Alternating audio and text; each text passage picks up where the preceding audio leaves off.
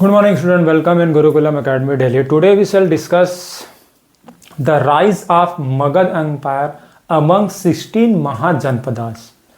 आज हम बात करेंगे कि किस प्रकार 16 जो महाजनपद हमने लास्ट क्लास में डिस्कस किए थे, उसमें से एक जो मगध जनपद है वह एक बहुत बड़ा पावर बनकर के उभरता है और कौन कौन से डायनेस्टीज का कंट्रीब्यूशन इस मगध को एक बहुत बड़ा पावर बनाने में कंट्रीब्यूशन होता है, इस बारे में। जी हाँ, हमने लास्ट क्लास में देखा था कि किस तरह से वैदिक काल का डिस्ट्रक्शन होता है। धर्म जब ज़्यादा बढ़ जाता है, जब लोगों के वर्क को, लोगों के पोजीशन को बाय बर्थ सीक्वेंस बढ़ाया जाता है, बाय बर्थ के अकॉर्डिंग डिसाइड किया जाता है, तो लोग फिर वहाँ से विद्रोह करते हैं, दूसरी जगह मूव करते हैं और अपना अलग शहर बनाने की कोशिश करते हैं। आपने देखा ही होगा कि जब भी हमको किसी फैमिली में या किसी स्थान पर हमको कंफर्टेबल फील नहीं होता तो हम उस जगह से लोकेशन चेंज कर लेते हैं। हम आज भी देखे होंगे कि किसी कॉलोनी में अगर हमने घर लिया और उस कॉलोनी में अगर वहाँ पर एक्टिविटी ऐसी अच्छी नहीं है, वहाँ पर अगर साफ सफाई अच्छी नहीं लग रही है या फिर लोग अच्छे नहीं लग रहे हैं, तो हम क्या करते हैं, उस जगह पर प्रॉपर्टी को सेल करके कुछ ऐसे जगह जाने की कोशिश करते हैं जहाँ पर हमें कंफर्टेबल फील हो। सेम वैसी वैदिक काल में जब लोगों को अनकंफर्टेबल फील हुआ, जब उनको लगा कि हमारी एबिलिटी का सही यूज नहीं हो पा रहा है, तो वो फिर डिफरेंट जगह पर गए, वहां पर काफी हार्डवर्क किया और वहां पर बहुत सारे स्टेट्स बनाए, इंडिपेंडेंट स्टेट बोल सकते हैं, उसको बोलते थे हम महाजनपद। अब आप जानते हैं कि जो प्रकृति है, जो नेचर है, वो हमेशा डायनेमिक होती है। Nature is dynamic every second. जो प्रकृति है वो हमेशा बदलते रहती है। वैदिक जो एज है, वैदिक जो पीरियड है, वहां पर भी आप देखे थे कि वर्शिप ज्यादा बढ़ गया था, तो कहीं ना कहीं फिर उसको बैलेंस करने के लिए 16 महाजनपद बने। अब जब 16 महाजनपद भी बहुत दिनों तक रूल कर रहे थे, तो फिर ये होता है ना कि लोगों के मन में थॉट्स आने लगते हैं। फिर यह थॉट्स आने लगा कि सबसे बड़ा एम्पायर एक होना चाहिए जो पूरे महाजनपद को कंट्रोल करे। इस वजह से जो 16 महाजनपद है उनमें आपस में कंपटीशन चालू हुआ और कंपटीशन में मगध जो साम्राज्य है, मगध जो महाजनपद है, वो सुप्रीम पावर होकर के उभरा और यहीं से सेंट्रल गवर्नमेंट की फाउंडेशन बोल सकते हैं, जो केंद्रीय सरकार, केंद्रीय जो प्रशासन है इन द भारत, वो इंट्रोड्यूस हुआ। तो आइए देखते हैं। हमने लास्ट क्लास में देखा था कि किस तरह से जो 16 महाजनपद है वो फॉर्म हुए थे। लोग वैदिक एज से इंडिपेंडेंट होने के लिए, वैदिक पीरियड से इंडिपेंडेंट होने के लिए डिफरेंट जगह पर गए। वहां पर उन्होंने हार्ड वर्क किया, काफी हार्ड वर्क किया, मीन्स जंगलों की सफाई की, प्लेन्स बनाए, अपने लिए हैबिटेट बनाया, एक कल्टीवेशन स्टार्ट किया एंड एनिमल हस्बेंड्री उस जगह पर करने की कोशिश की। और इस तरह से आप देखेंगे कि कंबोज से लेकर के गांधार, कुरु, पांचाल, सुरसेन, मत्स्य, वत्स, कौशल, वज्जी, काशी, मगध, चेदी, अवंती, अस्मक, अंग एंड मल, इस तरह से 16 जो है महाजनपदास, ये अलग अलग लोगों ने बनाने का फॉर्म किया। लेकिन अब देखिए कि ज्यादा समय तक जो भी सिचुएशन है या जो भी स्टेट है वो स्टेबल नहीं हो पाता, तो इनके मन में फिर से आया कि कोई एक ऐसा सुप्रीम पावर होना चाहिए जो इन सब में गवर्न करे। तो इसमें जो मगध है, which is situated in Bihar, ये मगध जो है इन सब राज्य को धीरे धीरे जो जनपदास है उनको ओवरकम करते गया और फिर ये सबसे सुप्रीम पावर बनकर के उभरा। सुप्रीम पावर बनकर के उभरा, सबसे फेमस और सबसे पावरफुल महाजनपद बनकर के उभरा। इसी पर हम अब डिस्कस करेंगे। अब ये जो भी जगह है या जो भी कंट्री है या जो भी प्लेस है, उसको अपने आप वो सरवाइव नहीं हो पाता। जैसे अभी आप देखेंगे कि वर्ल्ड में डेवलप्ड कंट्री है, विकसित देश है, विकासशील देश है और पिछड़े देश है। तो आप देख सकते होंगे कि अमेरिका या फिर चाइना, रसिया, ये सब डेवलप्ड कंट्रीज है। इंडिया जो है डेवलपिंग है, अभी डेवलप हो रहा है, विकासशील देश है, ठीक है। तो अब देश को डेवलप्ड या फिर डेवलपिंग कौन बनाता है? आप गेस करके सोचिए कि कौन बना सकता है किसी भी कंट्री को, कंट्रीब्यूशन कौन करता है? तो कौन करेगा? वहां के लोग, और वहां उससे भी ज्यादा वहां का गवर्नमेंट, ठीक है। वहां के गवर्नमेंट जो है, किसी भी कंट्री की स्टेट जो है, वहां का सबसे पहला गवर्नमेंट, और गवर्नमेंट से भी ज्यादा वहां के जो पीपुल है, ये पीपुल है, क्योंकि गवर्नमेंट चुनती है ना इन द डेमोक्रेसी।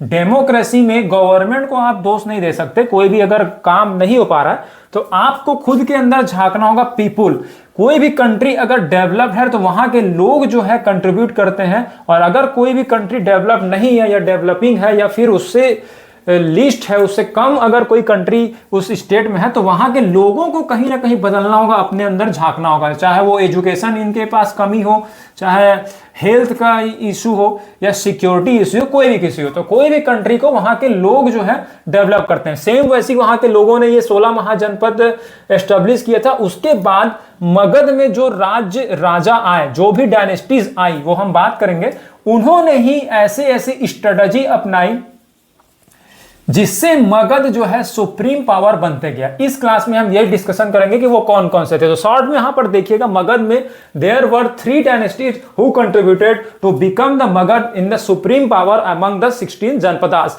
3 डायनेस्टीज थे जिन्होंने बहुत बड़ा योगदान दिया था मगध को सबसे बड़ा महाजनपद बनने में। पहला, the first dynasty was Haryanka dynasty. दूसरा जो डायनेस्टी था वो था शिशुनाग डायनेस्टी, और थर्ड डायनेस्टी था वो था नंद डायनेस्टी। ये कोड आप याद रखिएगा, एम से Magadha, HSN, Haryanka dynasty, Shishunaga dynasty and Nanda dynasty. ये 3 डायनेस्टी ने अपने अपने पीरियड में, देखिएगा मैंने पीरियड भी लिख रखा है, 544 BC टू 412 BC, 412 BC से 344 BC एंड 344 BC से 322 BC। इस समय में आपने देखा कि जब जब इन्होंने रूल किया तब तब इन्होंने ऐसे ऐसे स्ट्रेटजीज अपनाई, ऐसे ऐसे पॉलिसीज अपनाई, जिससे मगध जो है दिन प्रतिदिन पावरफुल होता गया, शक्तिशाली हो गया, और बाकी जो महाजनपद थे वो डिग्रेड होते गए। तो आपने क्या सीखा हिस्ट्री से? हालांकि ये हो सकता है आपके प्री में क्वेश्चंस ना बने क्योंकि एंशिएंट मेडाइवल से क्वेश्चंस नहीं आते हैं, केवल आर्ट एंड कल्चर रिलेटेड से आते हैं।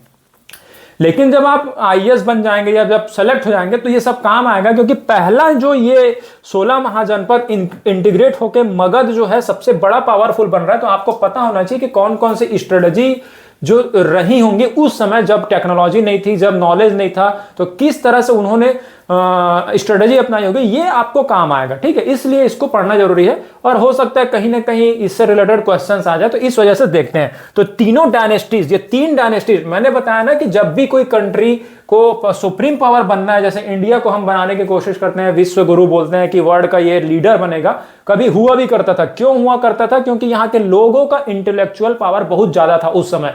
आप देखे होंगे कि भारत से फायान, हेनसांग एंड बलबन, इस तरह से बहुत सारे जो राइटर्स है वो यहाँ आते थे, स्टडी करते थे, और उसके साथ साथ स्टडी करने के साथ साथ यहाँ का नॉलेज को वहां लेकर के जाते थे, फिलोसॉफिकल नॉलेज। लेकिन आज हम देखते हैं कि इंडिया में नॉलेज तो कहीं ना कहीं पीछे हो गया है, और दूसरे चीजें जो आगे हो रही है उस पर बात नहीं करेंगे, हम बात करेंगे अपनी क्लास पर। तो ठीक है, 3 डायनेस्टीज है, Haryanka dynasties, Shishunaga dynasties and Nanda dynasties.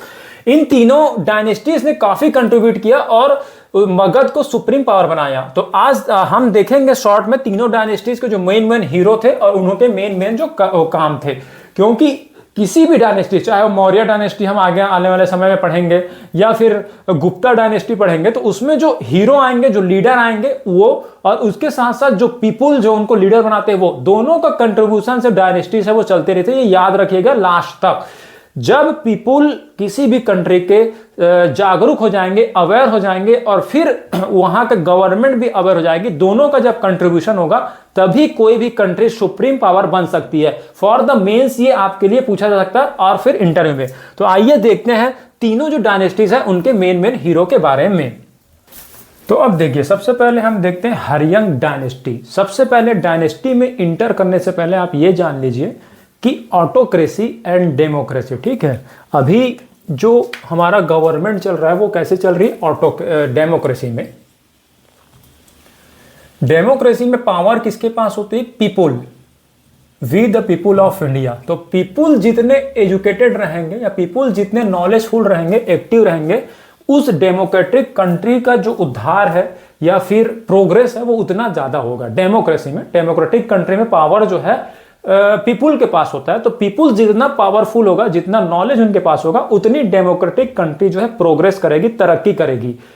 Autocracy, राजतंत्र। अब राजतंत्र में जो पावर किनके पास होता था? राजा के पास, ठीक है, राजाओं के पास होता था। तो जिस डायनेस्टीज में, जिस राजवंश में जितने अच्छे राजा हुआ करते थे, अच्छे मीन्स एडमिनिस्ट्रेशन एंड पब्लिक से डीलिंग जितना अच्छा हुआ करता था, वो डायनेस्टी उतनी अच्छी आपको देखने को मिलेंगी आने वाले समय में। अभी तक तो हमने देखा था कि हिस्ट्री जो है डेवलप हो रही थी एंशिएंट हिस्ट्री में, अभी भी हम देख रहे हैं, लेकिन अब जब डायनेस्टीज हम आगे पढ़ेंगे तो जिस डायनेस्टी में जितने अच्छे राजा होंगे और उनकी एक्टिविटी जितनी अच्छी होगी, वो डायनेस्टी उतना ज्यादा अच्छा राज करेगी, ठीक है। तो ये है राजतंत्र ऑटोक्रेसी का स्पेसिफिकेशन कि अच्छा होना चाहिए राजा। इन द डेमोक्रेसी जो है अच्छा होना चाहिए लोगों को। तो जितने अच्छे लोग होंगे उतनी अच्छी गवर्नमेंट चुनेंगे और गवर्नमेंट उतना अच्छा काम करेगी, ठीक है। तो अब देखते हैं हरियंग डायनेस्टी में।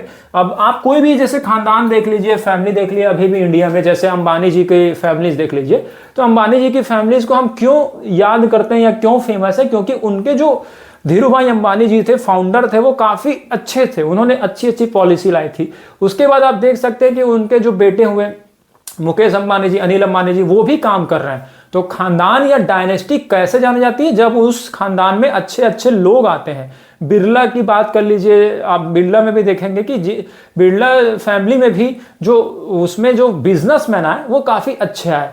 और भी आप इंडिया के कोई भी देख लीजिए, जो भी ग्रुप आप देखेंगे वहां पर खानदान इसलिए होता है या फैमिली इसलिए होती है क्योंकि उसमें अच्छे अच्छे लोग आते हैं। सेम हिस्ट्री में भी यही प्रोसेस हुआ करता था। क्या प्रोसेस हुआ करता था कि हरियंग डायनेस्टी इसलिए फेमस हुई क्योंकि उसमें इस तरह से रूलर्स आए। तो आप देख सकते हैं सबसे पहला रूलर्स था बिंबिसार, ये याद रखिएगा, बिंबिसार। एक जब हम मौर्य पीरियड पढ़ेंगे तो बिंदुसार आएगा, बिंदुसार एक वहां पर किंग आएगा, वो मौर्य समय का होगा। लेकिन यहां पर याद रखिएगा बिंबिसार पहला जो है, जब मगध महाजनपद का इंटीग्रेशन हो रहा है तो सबसे पहला जो कंट्रीब्यूशन किया था वो किया था बिंबिसार ने, ठीक है। फाउंडर था किसका? ये था हरियंग डायनेस्टी, हरियंग राजवंश का खोज करता था या नींव रखने वाला था, ठीक है। मगध केम इनटू प्रोमिनेंस, इसी के समय में, बिंबिसार के समय में मगध जो है इंटीग्रेट होना चालू किया। सुप्रीम पावर बनने का जो नींव है वो बिंबिसार ने रखी थी। अब देखिए कंटेम्प्ररी आप गौतम बुद्धा, ये जो बिंबिसार था वो गौतम बुद्ध जो कि एक बहुत बड़े फिलोसोफर बोल सकते हैं इन द इंडिया, बहुत बड़ा कंट्रीब्यूशन दिया था, उनके बारे में हम डिटेल में पढ़ेंगे। उस समय के कंटेम्प्ररी यानी समकालीन था, उस समय ये राजा हुआ करता था। मैरिज, इन्होंने 3 मैरिज का इनका डिटेल्स मिलता है, हो सकता है इन्होंने और भी किए हों, लेकिन हमको यहाँ पर 3 का रिटर्न इनके बुक में जानकारी मिली है कि कौशल देवी से इन्होंने किया था, प्रसेनजीत की बेटी थी कौशला देवी, एंड चेलनमा लिच्छवी की राजकुमारी थी, एंड खेमा मद्रा की। तो आप देख सकते हैं first marriage, second marriage and third marriage, तो 3 शादियां इन्होंने कर रखी थी। और शादियां क्यों करते थे? पहले के राजा आप देखेंगे कि बहुत सारी शादियां करते थे, बहु विवाह प्रथा प्रचलित थी। Multi marriage system was famous in the ancient India, और वो ना अपने पर्सनल लाइफ के लिए बल्कि सोशल एंड पॉलिटिकल लाइफ के लिए किया जाता था। जितनी शादियां आप करेंगे वहां से आपके रिश्ते उतने अच्छे होते जाएंगे और आपका राज्य जो है बढ़ता जाएगा। इसीलिए आपने देखा होगा कि not only ancient India, medieval India में भी, मुगल पीरियड में भी आपने देखे होंगे कि बहुत सारा शादियां होती थी। अकबर और जोधा का तो आपने नाम सुना ही होगा कि जोधा अकबर, यहाँ पर अकबर ने भी जोधा से जो मैरिज किया था तो इसमें दोनों पक्षों को, जो जोधा थे उनके तरफ वाले को भी फायदा मिला था कि अकबर उन पर इन्वेंशन आक्रमण नहीं करेगा, और अकबर को भी बिना लड़े जो राज्य है वो मिल जाता था। तो दोनों के लिए वो एक प्रकार का सौदा होता था या फिर एक प्रकार का कॉन्ट्रैक्ट होता था। सेम ये जो प्रोसेस था वो एंशिएंट इंडिया से ही चालू हुआ था। कुछ भी चीज हम सीखते हैं in the present, we learn the activities from our past. तो हो सकता है मिडाइवल इंडिया वालों ने भी पास्ट से सीखा होगा। तो कौशला देवी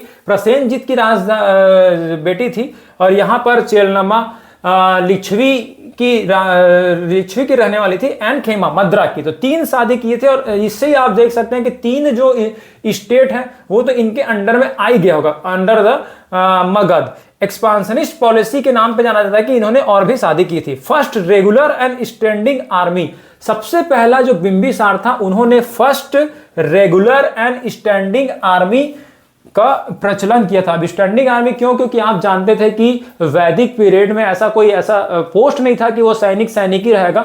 नॉर्मल आदमी जब भी लड़ाई होता था तो सबको बुलाया जाता था, इंटीग्रेट किया जाता था कि चलिए लड़ाई हो गई है वहां गाय के लिए, वैसे तो वैदिक काल में गाय के लिए होता था, तो गाय के लिए लड़ाई हो गई, चलो चलो चलेंगे, ठीक है। तो अब कोई आदमी कहीं यज्ञ कर रहा है, कोई बिखरा हुआ है, अब जब तक वो जाएंगे तब तक जो दुश्मन है, जो एनिमी है, आप पर राज कर सकते हैं या राज कर चुके होते होंगे, ठीक है।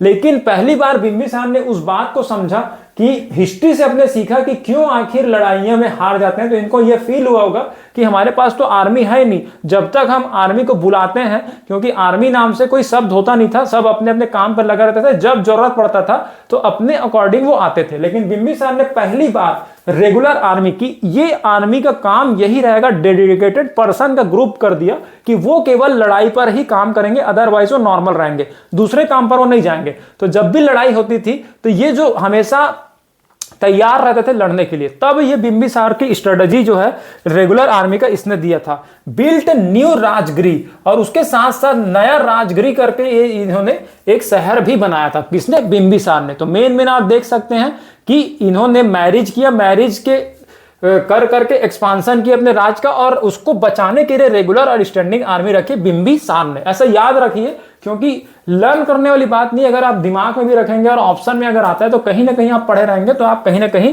ट्रिक कर सकते हैं। दूसरा जो यहां पर रूलर था इन द हर्यंग डायनेस्टी वाज अजात शत्रु, ठीक है, सक्सीडेड बाय सन। मतलब ये देखिएगा बिंबिसार को उसके बेटे ने ही रिप्लेस कर दिया। आप देखते होंगे कि not only in ancient period, अभी भी आप देखते होंगे कि अगर कोई फादर है और कोई बेटा है, तो जैसे ही फादर वीक होते हैं या फादर जो है उस तरह से काम नहीं करते, तो बेटा उसको सक्सीड कर लेता है। जैसे आप एनिमल मूवी आपने देखा होगा कि किस तरह से उनके फादर जो है रणबीर कपूर के, अनिल कपूर होते हैं, वो काम को कर नहीं पाते हैं, जब उनको गोली लग जाती तो रणबीर कपूर जो है विदेश से आके जो एडमिनिस्ट्रेशन है उसको अपने हाथ में ले लेता है। और ऐसा ही हुआ करता था इन द एंशिएंट कि जब भी जो फादर थे वो बुजुर्ग हो जाते थे, जब वो लिबरल होने लगते थे, तो फिर उनका बेटा जो है सक्सीड कर लेता था। चाहे आप प्रेशर से बोल लें, चाहे आप इजिली कमांड को लेने के लिए समझ जाए, वो आप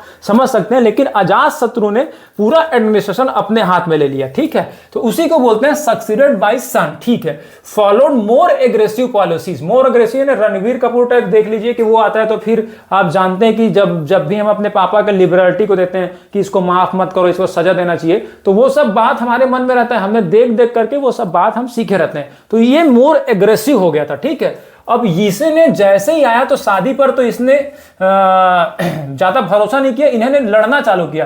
काशी को सबसे पहले मगध में मिला लिया, वज्जी जो बिहार में थी, जो बिहार में एक महाजनपद था, तो उसको भी इन्होंने 16 साल, ऐसा बोला जाता है कि 16 साल तक लड़ाई के बाद मैटरनल अंकन, ये प्रसेनजीत कौर, उसकी जो मम्मी थी कोसला देवी, उसके जो पापा थे प्रसेनजीत, उसको भी उसने नहीं छोड़ा। मैटरनल अंकन यानी उसके मामा, उनको इसने हराया और ये बोला कि होंगे आप रिश्तेदार, लेकिन वार is war, everything is legal in love and वार। इस तरह से इन्होंने बोला कि आप होंगे लेकिन आपको लड़ा जाएगा और पूरा मैं अब यहां पर रूल करूंगा। तो आप देख सकते हैं इसी से एग्रेसिव इन्होंने रूल अपनाया। अब देखिए 3 स्ट्रेंथ क्या था आप द अजात शत्रु। पहला था सुनिधा एंड वत्सकर, ठीक है। यहां पर देखिए सुनिधा एंड वत्सर, ये 2 व्यक्ति थे, तो जो 2 लोग थे जो उसके डिप्लोमेटिक मिनिस्टर थे, यानी कि डिप्लोमेटिक रणनीतिक मंत्री थे, जो इसको बताते थे। तो आप देखिए ऑटोक्रेसी में मैंने बताया, राजतंत्र में राजा के पास जितना अच्छा रहेंगे राजा, उतना वो वंश उतना आगे बढ़ेगा। लेकिन राजा किस पे डिपेंड होता था उस समय? मंत्रियों पे, मिनिस्टर्स पे। तो जितने अच्छे मिनिस्टर्स राजा को सलाह देंगे, उतना जो है वो वंश ज्यादा ग्रोथ करेगा। तो आप देख सकते हैं डिपेंडेंट होते हैं, हर कोई एक दूसरे पे डिपेंडेंट होते हैं। अभी भी हम वैसे ही डिपेंडेंट हैं। तो कोई भी ऐसा नहीं बोल सकते कि कोई अगर डायनेस्टी बढ़ रही है तो एक व्यक्ति जिम्मेदार है, उसके साथ साथ पूरी टीम, मिनिस्टर्स एंड किंग, वो दोनों मिलाकर के उस राज्य को आगे बढ़ाते थे। तो इसके पास जो अजात शत्रु है, इनके पास सुनिधा एंड वत्सकर 2 डिप्लोमेटिक मिनिस्टर से काफी पावरफुल माने जाते थे। दूसरा इनके पास था रथ मुस्का। एक प्रकार का चैरियट था, ये रथ था, इसके पास बहुत बड़ा रथ था, इसमें बहुत सारे लोग एक साथ आ सकते थे। ये बोला जाता है कि इन्होंने आर्मी तो रखी थी, इनके बिंबिसार ने। अजातशत्रु उन्होंने क्या किया, आर्मी के साथ साथ उनकी फैसिलिटी बढ़ा दी। तो रथ में उसका नाम से एक रथ लगाया, उसमें बहुत सारे लोग एक साथ युद्ध में कहीं भी पहुंच सकते थे। तीसरा जो इसका पावरफुल स्ट्रेंथ था वो था महाशील कणका, ठीक है। एक वार इंजन था, वार इंजन ने आपने देखा होगा एनिमल मूवी में इस तरह की गन होती थी, उसी तरह का ये वार इंजन था। उस समय बुलेट तो था नहीं, लेकिन पत्थरों को ये उस इंजन में रखता था और पत्थरों से एक प्रकार का मैकेनिज्म बनाया था जिससे पत्थरों से अटैक किया जा सकता था। तो देखिए मिनिस्टर्स इनके पास इंपॉर्टेंट थे। उसके बाद एक गाड़ी थी जिसमें आर्मी जा सकती थी, और आर्मी के साथ साथ एक ऐसा वेपन वार इंजन था जो पत्थरों का यूज कर सकता था। तो 3 स्ट्रेंथ इसने किया, और इसने फिर देखिए बिंबिसार ने नींव रखी, आर्मी बनाया, आर्मी को इन्होंने प्लस पॉइंट दिया। तो देख सकते हैं मगध कैसे मतलब स्ट्रांग पारा हुआ, उसके पीछे बहुत बड़ी कहानी होती है, ये आपको स्टोरी जाननी होगी। तीसरा जो था hero in the Haryanka dynasty was Udayan. इसने भी सक्सीडेड बाय सन, तो इसको भी लगाओगे पापा कुछ ज्यादा ही गलत कर रहे हैं। तो जब ये हालांकि एज फिजिकली भी लोग बूढ़े होते हैं ना, बूढ़े होते हैं तो प्रशासन कहीं ना कहीं बेटे को देना ही पड़ता है। तो जैसे ही इनका ओल्ड एज हुआ होगा, उदयन ने उससे सक्सीड किया एंड एक नई राजधानी बनाई, पाटलिपुत्र। पाटलिपुत्र जो अभी पटना ये बोलिए, तो ये याद रखिएगा कि ये उदयन ने नींव डाला था। पीसीएस में इस तरह का क्वेश्चन आ सकता है, कभी कभी बाई चांस यूपीएससी में भी क्वेश्चंस आ सकते हैं, ठीक है। तो थोड़ा बहुत ध्यान रखना होगा, ज्यादा हमको फोकस नहीं करना है, ना तो आप टाइम पे ध्यान रखिए ज्यादा, और ना ही एग्जैक्ट आप ध्यान रखिए इसके राजाओं पर, इनके स्ट्रेटजी को ध्यान रखिए, ये स्ट्रेटजी आपके काम आएगी, ठीक है। पाटलिपुत्र का नींव रखा था एंड कैपिटल को राजगृह से पाटलिपुत्र ट्रांसफर कर दिया था। इसके पीछे भी कई वजह रहेंगे, ज्योग्राफिकल, एकेडमिकल, एडमिनिस्ट्रेशन, वो भी हो सकता है, लेकिन वो अभी हम डिटेल में डिस्कस नहीं करेंगे। तो ये है हर्यंग डायनेस्टी, बिंबिसार, अजातशत्रु एंड उदयन, इन 3 लोगों ने काफी कंट्रीब्यूट किया। अब हम देखते हैं इसके नेक्स्ट वाले डायनेस्टी। अब हम देखते हैं शिशुनाग डायनेस्टी। आपने देखा कि हर्यंग डायनेस्टी में 3 जो हीरो हुए उन्होंने काफी कुछ कंट्रीब्यूशन किया to make supreme power of Magadh. Magadh राजवंश को शक्तिशाली बनाने के लिए 3 राजाओं जो कि हर्यक वंश थे उन्होंने काफी कंट्रीब्यूशन किया था। हालांकि उन्होंने बहुत कुछ कंट्रीब्यूशन तो कर दिया था। उसके बाद जो डायनेस्टी आई वो थी शिशुनाग डायनेस्टी। उसके पहले जो राजा थे वो थे नागदशक, ठीक है। नागदशक अनवर्दी रूरल थे, यानी कि ये एक प्रकार के पेसिव रूलर थे, काम नहीं कर पाते थे ये ज्यादा। तो आप जानते हैं ना कि पोस्ट पे अगर आपको बैठा भी दिया जाए, अगर आप वर्क नहीं करेंगे, चाहे आप आईएएस ही क्यों ना बन जाए, अगर आप जिस आईएएस बनने के लिए जा रहे हैं अगर उस तरह से वर्क नहीं करेंगे तो आपका आईएएस बनना बेकार हो सकता है, अनवर्दी हो सकता है। हालांकि आपको पोस्ट मिल जाएगा, आपको कोई कुछ करेगा नहीं, लेकिन कहीं ना कहीं जनता जो है आपको पसंद नहीं करेगी, ठीक है। उस तरह से ये नागदशा के इनको पोस्ट तो मिल गया था। आप समझ जाइए कि लेटरल एंट्री तो मिल गई थी इनको। लेटरल एंट्री में से आप जानते हैं कि बिना पेपर दिए, बिना मेहनत की इनको राजा तो बना दिया गया था, लेकिन पीपुल ने इनको पसंद नहीं किया। तो पीपुल गॉट डिसगस्टेड, इससे चिढ़ चुके थे एंड इलेक्टेड शिशुनाग। जो उनके अंडर पे एक मंत्री था जो काफी मेहनत करता था, उसको उन्होंने राजा बना दिया था। तो जो और इसी के नाम पे शिशुनाग वंश, इसी के नाम पर जो डायनेस्टी बन गई। आप इससे क्या सीख मिलता है? इससे यह सीख मिलता है कि अगर आपको बाईलेटरल या बिना एग्जाम दिए भी आईएएस बना दिया जाता है, या बिना एग्जाम दिए आपको बड़ा पोस्ट मिल जाता है, लेकिन आप उसके डिजर्व नहीं करते, तो आप उसको ज्यादा देर तक टिका नहीं पाएंगे, उस पोस्ट पर रह नहीं पाएंगे। रह भी जाएंगे तो आप उतना फेमस नहीं हो पाएंगे। तो सेम वही हुआ। तो शिशुनाग को बना दिया। शिशुनाग ने फिर आते ही काम किया, अवंती को डिस्ट्रॉय कर दिया। अवंती क्योंकि उस समय पावरफुल महाजनपद बन रही थी, मगध को कंपटीशन देने वाला था। तो सबसे पहले शिशुनाग ने आया और अवंती को भी अपने में मर्ज कर लिया, डिस्ट्रॉय कर दिया, खत्म कर दिया, और became the part of the Magadh. Magadh में फिर से मर्ज कर लिया, ठीक है। इतना ही इसका डिटेल मिलता है। अब देखिए काल अशोक, तीसरा जो रूरल था काल अशोक था, इसने भी फिर कंट्रीब्यूशन किया, क्योंकि अब देखिए मगध तो काफी सुप्रीम पावर बन चुका है। तो इसने सेकंड बुद्धिस्ट काउंसिल इन वैशाली में कंडक्ट कराया था। बुद्धिस्ट काउंसिल मतलब बुद्ध धर्म का जो काउंसिल होता है, जो मीटिंग होती थी, एक प्रकार की मीटिंग, जैसे आप देख सकते हैं हिंदू धर्म में कुंभ होता है 12-12 साल में, वैसे बुद्ध धर्म में भी काउंसिल होता था। तो ये जो काल अशोक है, दूसरा जो बुद्धिस्ट काउंसिल, ये अपने समय में इन्होंने करवाया था। तो यह देख सकते हैं कि शिशुनाग में भी ज्यादा इसका डिटेल तो नहीं है, लेकिन फिर भी 3 जो है रूलर याद रखिए कि इन्होंने भी कंट्रीब्यूशन किया मगध को स्ट्रांग बनाने में। अब हम देखते हैं लास्ट जो है Nanda dynasty. The third dynasty who contributed to make supreme power the Magadha janapada was Nand dynasty. तीसरी जो राजवंश, थर्ड जो राजवंश जिसने मगध डायनेस्टी या मगध जनपद को इंटीग्रेट किया, सुप्रीम पावर बनाया, वो था नंद राजवंश। ठीक है, नंद राजवंश। अब राजवंश में भी जो पावर होता था वो किंग के पास, किंग प्लस मिनिस्टर, इस पर ही डिपेंड करता था पूरा पूरा राजवंश। तो इसका किंग जो था वो था पहला महापद्म नंद। ठीक है, महापद्म नंद ने शिशुनाग डायनेस्टी को ओवरथ्रोन कर दिया, यानी कि उसको बाहर कर दिया और खुद राजा बना महापद्म नंद। क्योंकि आप जानते हैं जब भी आप किसी देश को अच्छा बनाने की कोशिश करेंगे, कोई ना कोई नया आकर को आपको चैलेंज करना पड़ेगा। अगर आप आईएएस बन भी जाते हैं तो ऐसा नहीं कि एक बार आपको पोस्ट मिल गया फिर आप बन गए, एक एग्जाम निकाल लिया, क्लियर कर लिया, उसके बाद भी आप देखते होंगे कि कितने आईएएस जाते हैं लेकिन उस तरह से काम नहीं कर पाते, और फिर देखते होंगे कि कोई जो आईएएस नहीं कर पाया या जो आईएएस नहीं बन पाया वो भी उस तरह से काम करने लग जाते हैं। तो कंपटीशन ऐसा नहीं है, अगर आप उस पोस्ट पे पहुंच जाते हैं तो आपको उसके बाद भी हार्ड वर्क करना पड़ेगा। ठीक है, लेकिन ऐसा नहीं होता था। शिशुनाग जो डायनेस्टी थी उसको महापद्मनंद ने ओवरथ्रोन कर दिया, निकाल दिया और खुद यहाँ पर राज करने लगा। और भी बहुत सारा डिटेल्स है लेकिन इसके डिटेल्स में नहीं जाएंगे। ठीक है, उसके बाद जो महापद्मनंद है उसको सर्व छत्रंटक ये नाम से जाना था। सर्व छत्रंटक, इसका क्या मीनिंग होता था?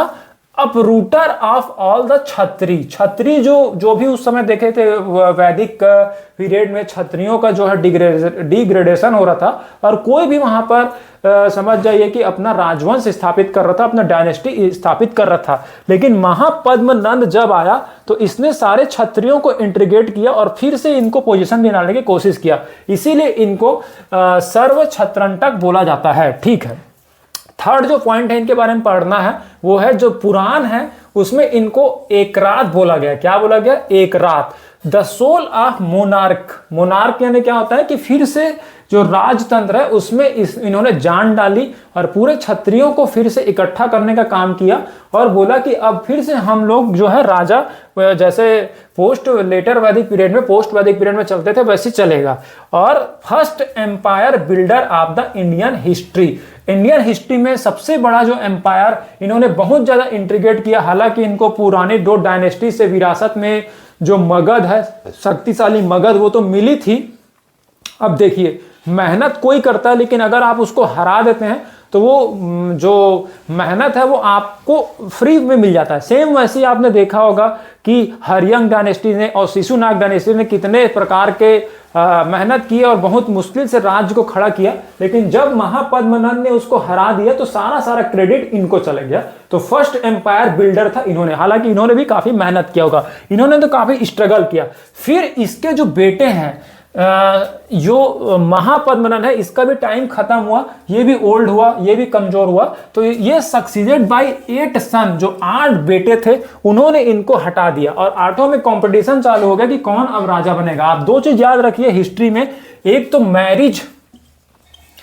मैरिज होती थी 1+ और सन भी होते थे 1+। दोनों को यहां पर विरासत माना जाता था। अगर आपको अपना राज्य बढ़ाना है तो सीधा आपका काम था कि आप ज्यादा शादी कर लीजिए और ज्यादा बच्चे कर लीजिए, क्योंकि आप देखते हैं वॉर में कोई बच्चा जा रहा है वो वापस आ पाएगा कि नहीं आ पाएगा, कोई गारंटी नहीं है। और आपके बच्चे ही राजा बनेंगे तो आपको वाइफ भी कई रखना पड़ता था और बच्चे भी कई रखने पड़ते थे। इसका भी बहुत बड़ा कारण था। लेकिन अब आप देखेंगे कि बहुविवाह से एकल विवाह की ओर समाज जो है मूव कर रहा है, मल्टी मैरिज से सिंगल मैरिज की ओर मूव कर रहा है। तो ठीक है, यहां पर 8 जो बच्चे थे इनके, उन पर कंपटीशन हुआ और सबने कंपटीशन किया। लेकिन जो धनानंद था वो उनमें सक्सीड हो गया और उसके साथ साथ ये राजा बन गया था। लेकिन ये धनानंद जो है काफी अनवर्दी रूलर था। जैसे कि आपने देखा था शिशुनाग वंश में। वैसे ये भी धनानंद काफी अनवर्दी था, गैम्बलिंग कर रहा है, ज्यादातर वाइन में है और लड़ाई वगैरह भूल गया। क्यों? आप जानते हैं ना, कभी भी किसी चीज को विरासत में मिलता है, बिना मेहनत किए अगर आपको राज्य बड़ा, वो भी मगध एम्पायर 16 महाजनपदों में सबसे बड़ा बना करके अगर मिला है, तो इसको ओवर कॉन्फिडेंस हो गया था। ओवर कॉन्फिडेंस हो गया तो इसने सब कुछ भूल गया, जस्टिस भी ये नहीं दे पा रहा था लोगों को, तो लोगों में चिढ़ उत्पन्न हो रही थी कि आखिर इसको हटाया जाए, लेकिन हटाया नहीं जा सकता था क्योंकि पावरफुल था। आपको इसको हटाने के लिए बहुत ज्यादा मेहनत करना पड़ता, तो कोई भी इसको हटा नहीं पा रहा था। और इसी के समय इन्वेंशन ऑफ अलेक्जेंडर, जिसको हम हिंदी में सिकंदर बोलते हैं, ठीक है, सिकंदर जो कि विश्व विजेता माना जाता है, विश्व विजेता के लिए उन्होंने काफी सारे मूवमेंट चलाए थे, काफी सारे वॉर लड़े थे। उसी का आक्रमण हुआ था नॉर्थ वेस्ट इंडिया में 326 बीसी में, इसी के समय। कब? धनानंद के समय, ठीक है। अब ये बोला जाता है कि धनानंद के पास आर्मी बहुत ज्यादा थी, इसने सारा पैसा आर्मी में लगा दिया था। 20,000 कैवेलरी, कैवेलरी ने क्या होता था? घुड़सवारी, घोड़े वाले सैनिक जो थे कैवेलरी थे। 2 लाख इन्फेंट्री, इन्फेंट्री ने क्या होता है? पैदल सैनिक, पैदल सैनिक यानी 2 लाख इसके पास पैदल सैनिक थे, और 20,000 कैवेलरी यानी घोड़ा वाले सैनिक थे। 2,000 चैरियट्स यानी रथ थे, और 300 हाथी वाले सैनिक थे। तो आप देख सकते हैं बहुत बड़ा आर्मी का इन्होंने जत्था इकट्ठे कर रखा था। जैसे आप बाहुबली देखते होंगे, बाहुबली में आपने देखा था ना, उसका जो फोर्ट है वहां पर कितने सारे सैनिक थे, उसी तरह से। लेकिन वो बोलते हैं ना कि चाहे आपके पास कितनी भी बड़ी आर्मी हो, लेकिन अगर आप लोगों को नहीं जीत रहे हैं, अगर आपके एडमिनिस्ट्रेशन अच्छा नहीं है, तो आर्मी वगैरह कोई भी काम नहीं आती है। तो होता भी कुछ ऐसा ही है। एक जो बहुत अच्छा राजा था, जो अपने बचपन में काफी कुछ अच्छा उन्होंने संघर्ष किया था, चंद्रगुप्त मौर्य, इन्होंने शपथ लिया था कि मैं इस घनानंद को हराऊंगा। और हौसलों से फिर इनको टीचर मिलते हैं चाणक्य, और वो दोनों मिल करके आप देखे होंगे कि इस धनानंद को हरा देते हैं। तो अगले जो क्लास है, नेक्स्ट क्लास, उसमें हम देखेंगे मौर्य पीरियड। लेकिन उससे पहले जो नेक्स्ट क्लास है उसमें देखने से पहले, मौर्य पीरियड को देखने से पहले हम यह देखेंगे कि इस समय एंशिएंट इंडिया में भी आपने देखा था हिंदुज्म, हिंदू धर्म जो है काफी पीक पर था। तो लेकिन इसको रिफॉर्म करने के लिए, इसमें सुधार करने के लिए रिलीजियस मूवमेंट हुए थे कुछ। रिलीजियस यानी धार्मिक सुधार के लिए कोई धर्म आया था, जो कि बौद्ध धर्म, बुद्ध जी जिनके प्रवर्तक थे, और जैन धर्म। ये दोनों को देखेंगे कि कैसे इन्होंने इंट्रोड्यूस किया। और यहां पर आप देखे होंगे कि जो बहुत सारे हमने देखा था, काल अशोक सेकंड बुद्धिस्ट काउंसिल जो रन कराया था। तो आप देख सकते हैं हिंदू धर्म तो चला आ रहा था, लेकिन यहां पर 16 महाजनपद और मगध, यहां पर बुद्ध और जैन धर्म आ चुके थे। तो इन दोनों का शॉर्ट इंट्रोडक्शन लेंगे कि आखिर क्यों ऐसा जरूरत पड़ा। बुद्ध धर्म के बारे में थोड़ा जानने का मौका मिलेगा, जैन धर्म के बारे में। उसी के साथ साथ हम इस्लाम धर्म, हालांकि वो काफी बाद में आया था, फिर भी इसी क्लास में कंटिन्यू करने की कोशिश करेंगे। और ईसाई धर्म के बारे में तो धार्मिक रूप से भी आपको काफी यहां पर नॉलेज मिल जाएगा। उसके बाद हम जो देखेंगे मौर्य जो डायनेस्टी, उसके बारे में, मौर्य डायनेस्टी जो बहुत इंपॉर्टेंट डायनेस्टी है, उसको देखेंगे। तो आप इसका डिटेल अगर पढ़ना चाहें तो एनसीईआरटी बुक से, आरएस शर्मा के बुक 11th एनसीईआरटी ओल्ड, उससे पढ़ सकते हैं। उसके साथ साथ क्वेश्चंस देख सकते हैं कि क्या इससे रिलेटेड क्वेश्चंस आए हैं, क्योंकि ऑफलाइन में हम ये सब बता सकते हैं, ऑनलाइन में क्लासेस लंबी हो जाएगी। तो ऑनलाइन में हम केवल सिलेबस कंप्लीट करने की कोशिश करेंगे, जब एडवांस करेंगे तो ये सब डिस्कस करेंगे। अभी हमको काफी जल्दी ट्रैक पर पकड़ना है, और बहुत जल्दी बहुत सारे सब्जेक्ट्स हैं। तो आप होमवर्क में यही करते रहिएगा कि इससे रिलेटेड आपको डिटेल अगर देखना है तो एनसीईआरटी आप प्रीफर कर सकते हैं, और पीवाईक्यूज भी आप देख सकते हैं। नेक्स्ट क्लास में मिलते हैं हम रिलीजियस मूवमेंट के साथ। उसके बाद जो कि वो पार्ट होगा मौर्य डायनेस्टी का, उसके साथ साथ हम मौर्य डायनेस्टी भी पढ़ने की कोशिश करेंगे। Thank you.